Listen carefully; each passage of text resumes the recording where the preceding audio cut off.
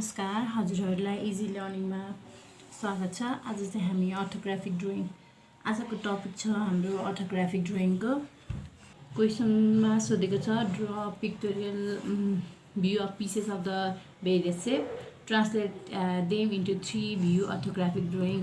Orthographic drawing भन्ने बित्तिकै 3 डाइमेन्सनमा बनाउने र पिक्टोरियल ड्रइङ आइसोमेट्रिक भनेको 2 डाइमेन्सनमा बनाउने। ल आजको चाहिँ हामी टपिक स्टार्ट गरौँ। क्वेसन हजुरहरूको स्क्रिनमा सो भइरहेको छ। आजको ड्रइङ छ यो। यसमा दिएको छ हामीलाई 18 + 48 length, 46 height and breadth is 44। Let's start our drawing.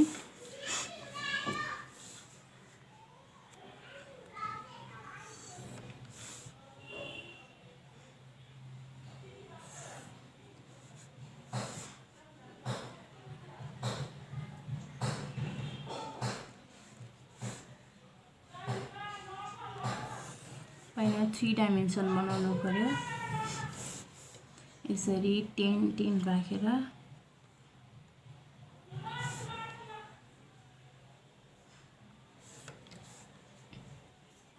हामी एकपट्टि चाहिँ 45 एङ्गल तान्नु पर्यो। जता जानु भयो नि हुन्छ। तान्नु अनि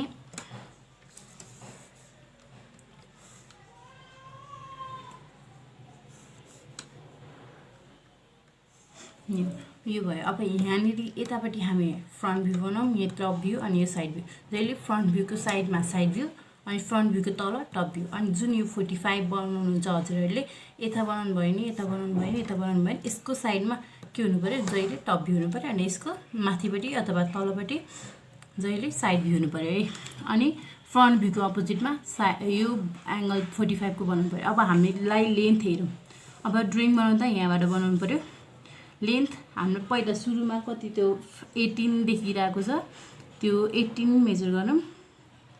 त्यहाँबाट 18 यता, अनि त्यसपछि यो 18 बाट माथि कति 25 भनेको छ, 25 अनि फेरि 48, त्यही 18 बाट 48 यता भनेको छ 48 यता बनाऊँ। अनि माथि हाइट कति छ त्यहाँ 46, हाइट 46 तानौँ।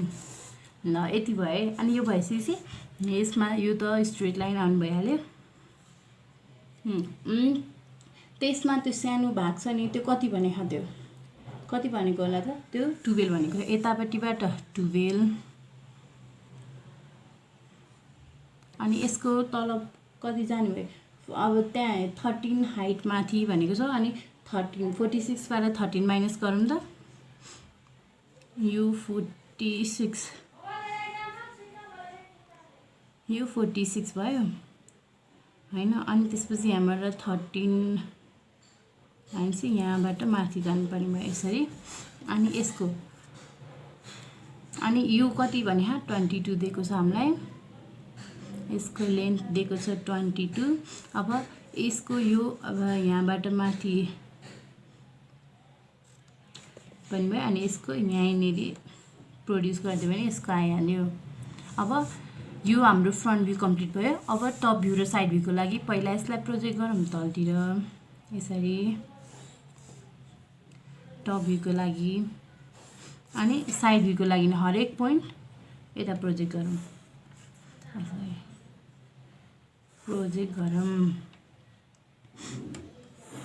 अब हामीले फिगरमा क्लियरली देखिने पार्ट भनेको यो पार्ट देखिनु भयो।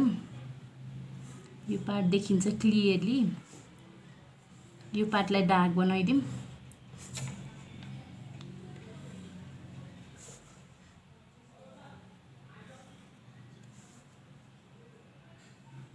यो पार्ट क्लियरली देखिन्छ, त्यही भएर यसलाई हामीले डार्क बनायौँ। अब टप भ्यूमा त यो पार्ट हामीले क्लियरली नै देख्ने भयो, त्यही भएर यसलाई पहिले डार्क बनायौँ। अनि टप भ्यूमा हेरौँ, यो साइड र माथिको टप भ्यूको यो साइड सेम भएन भनेपछि यसबाट कति 44 पर, यसबाट 44 पर जानु पर्यो भनेपछि यहाँबाट 44 सम्म पनि हामीले क्लियरली देखिनु भयो मजाले, त्यही भएर डार्क हुने भयो। अनि यतापट्टि नै सेम हुने भइहाल्यो 44 यो यसो भयो है। अनि हामीले यो भाग त सिधा देखिन्छ, यो तल माथिबाट हेर्दाखेरि त यो भाग र यो भाग बराबरी जस्तो देखिनु भयो नि त, त्यही भएर यसलाई पुरै तानौँ, पुरै देखिने भयो, त्यही भएर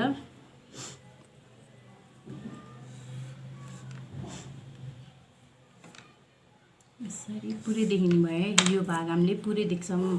अनि हामीले यो भाग त भने, अनि सेकेन्ड भाग छ, अर्को सेकेन्ड लाइनमा छ त्यो भाग कति यहाँबाट होइन, यहाँबाट भनेपछि यो भाग हामीले पुरै देख्ने भयौँ। तर यसमा हाम्रो अलिकति भाग खाली छ, भनेपछि अब यति भाग त हामीले क्लियर देख्यौँ है। सरी डार्क, यसलाई डार्क नबनाउँ, यति मात्रै डार्क बनाऊँ, किनभने हामीले यो भाग चाहिँ क्लियरली देख्यौँ भयौँ। यो भाग नदेख त्यति राम्रो क्लियरली देख्दैनौँ, यहाँसम्म क्लियरली देख्छौँ, यति क्लियर देख्छौँ। अनि त्यहाँनिर एउटा परपेन्डिकुलर टी जस्तो बनेको छ होइन। अब त्यो टी बनाउनु के गरौँ, पहिला यो भनेको हाम्रो 44, यसको हाफ हुन्छ 22, अनि यसको सेन्टर लाइन तानौँ,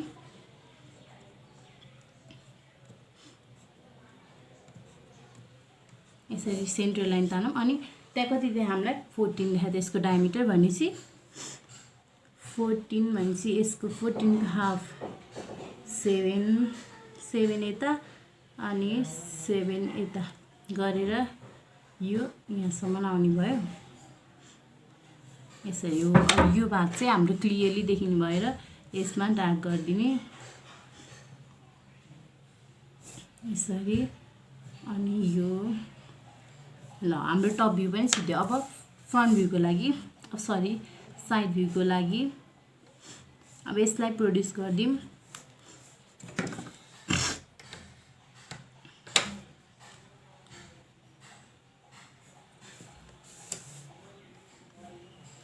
यसलाई प्रोड्युस गरिदिउँ,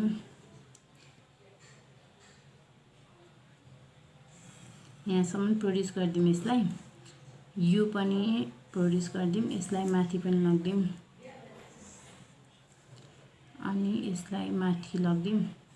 अब त्यहाँ साइडबाट हेर्दाखेरि के देख्ने भयो हेर्नुहोस् त, साइडबाट हेर्दाखेरि हाम्रो यो भाग कतिसम्म देखिन्छ, 45 सम्म मात्रै देखिन्छ होइन। भनेपछि यहाँबाट 45 सम्म मात्रै यो देखिने भयो, भनेपछि यति डार्क गरिदिनु पर्यो, 45 सम्म मात्रै देख्नु भयो। अनि यो जुन भाग गएको छ यसलाई नि माथि प्रोजेक्ट गरिदिउँ।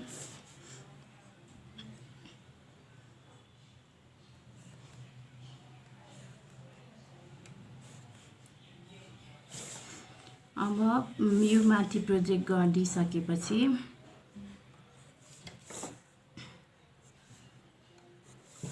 ल अब यो डार्क भइहाल्यो, यो पनि डार्क देखिने भयो भनेपछि। अनि त्यहाँ हेर्नुहोस् त त्यो लाइन छ नि, त्यो लाइनको भनेको यो लाइन भयो, यो लाइन भयो, यो हाम्रो पुरै क्लियरली देखिने भयो। साइड भ्यूमा यति आउने भयो। अनि यो लाइन चाहिँ यतापट्टि हिडन हुन्छ, त्यही भएर यसमा हिडन लाइन। ल हाम्रो top view front view complete भयो। अब यसको नम्बर दिनु पर्यो, डाइमेन्सन दिनु पर्यो, त्यसको लागि यो भन्दा 1 सरी यो त देखाएन हामीलाई।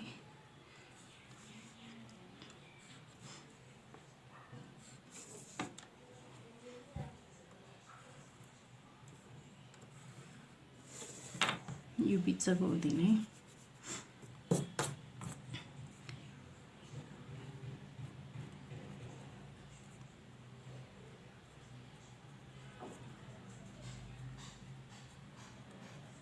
हामीलाई फिगरमा जति दिएको छ लाइन त्यति मात्रै दियो भने नि पुग्छ, धेरै बनाउनु पर्दैन।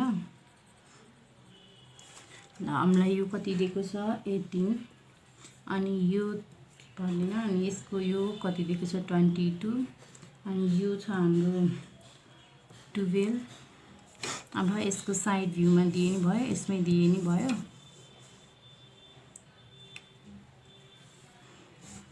यसको हाइट टोटल हाइट कति दिएको छ हामीलाई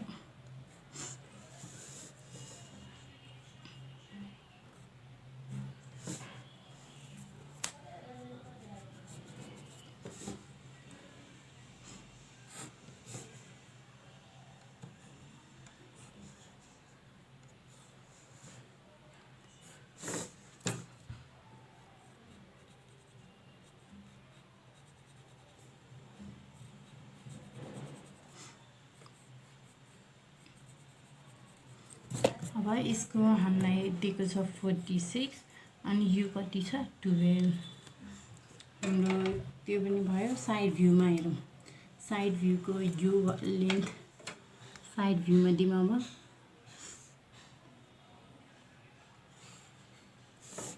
साइड भ्यूमा